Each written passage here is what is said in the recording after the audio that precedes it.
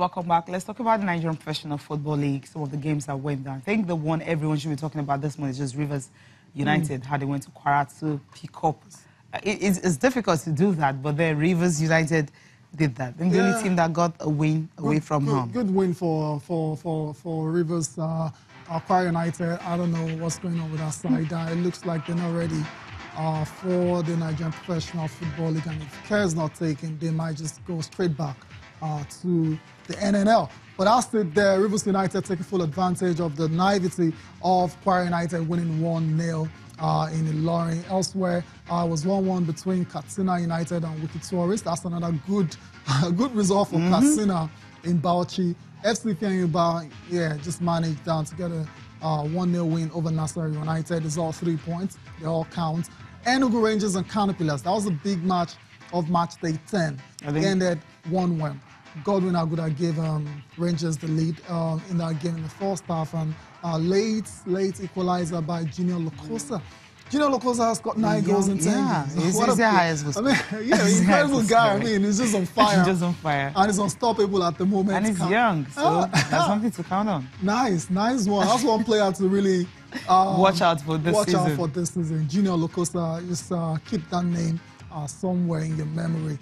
Rangers and Sunshine Stars. Eimba, I beg your pardon. And Sunshine, 2-1 ended in favor of Eimba. Cecilia Eimba still playing away from home.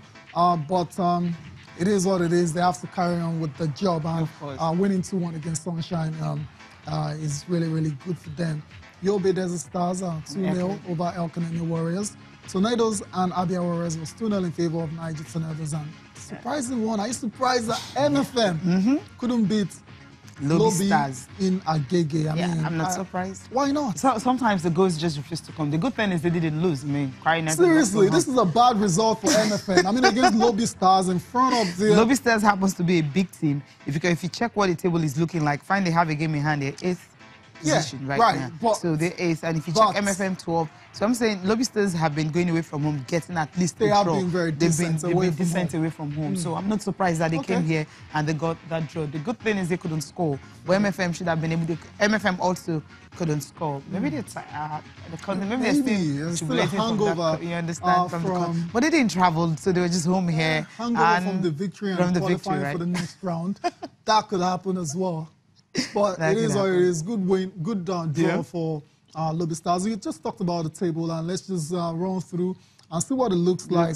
Cecilia, Canopilas, right there at the top. Usual suspects. But they played more games. Yeah, but they're on top. They're on top. Right, until the other teams that have games in hand. Aqua United, for instance, have 2. Plateau United 2 games. Lobby Stars 1.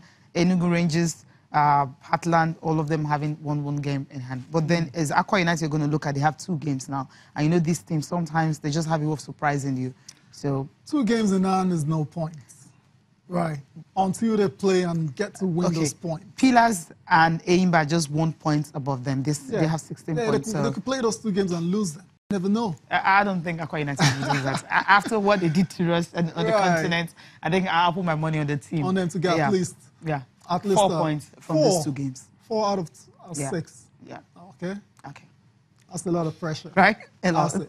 Just win 1, get a draw in the other one. Okay. We'll see how that pans out. Fingers crossed.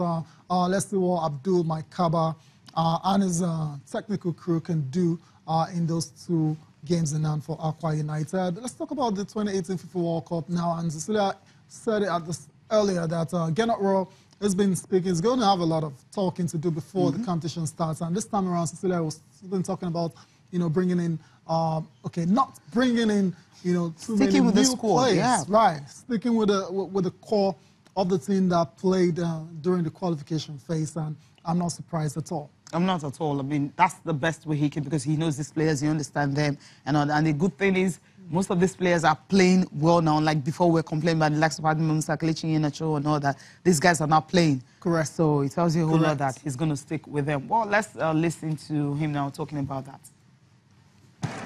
The condition is that they are playing in the clubs.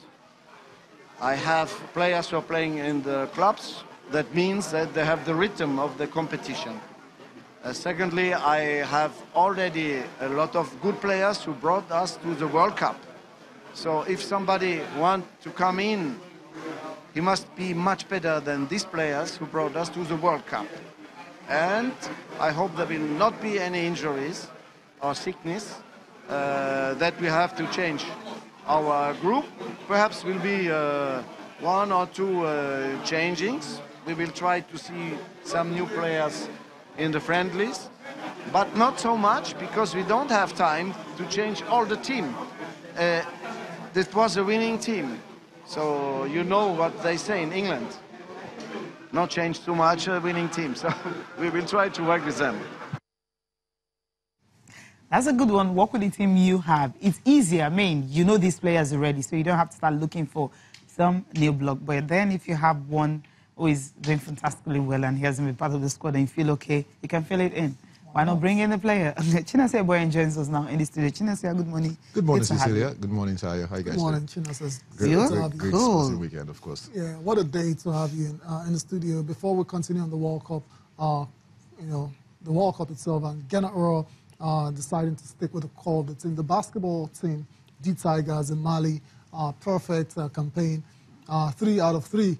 And the story coming out of there is it looks like they might actually host the second leg in Lagos. I mean, I can imagine you are champing at the beats already. Yeah, can't wait to see these guys in action. I just can't wait. It just shows you the depth and you know how much talent we have when it comes to basketball in this country. A lot of people talk about the fact that we just concentrate so much on football and forget about the other sports. And if only we can actually channel, you know, the energy and energies we put into football into every other sport, surely we'll be able to have more performances like this. Fantastic one for the basketball team. You know, also let's not forget the wrestlers. They're also doing well, doing the country proud. But the basketball team, fantastic. And if they host the second leg here, beautiful. We'll all be there. We're all going to be there. Like, seriously, have you watched the D Tigers play a competitive game in Lagos before? I can't remember. I don't think so. I can't a lot of the times they're always outside of the country. Yeah. So it will be good. Support will be massive. Oh.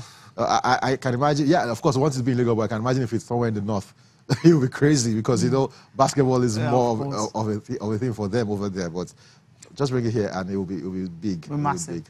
Yeah, obviously it's going to be in Lagos. I know. Obviously it's going to be in Lagos. How am I so confident? Oh, where though? I mean, where could it be? Teslim Balogun Stadium? No, they could use Teslim Balogun Stadium. I mean, the indoor sports is fantastic. I think that's what. Except the national stadium, they have a lot of work needs to be done in the what Teslim is? I think either Teslim Balogun or National Stadium for the Continental Basketball League during the Lagos at 50. I think it was Teslim Balogun or whatever. Okay. So yeah, it was refurbished. Okay, we're not going to talk about the facility there, but I think Teslim is fine. I mean, the floor is smoother, you know. Okay.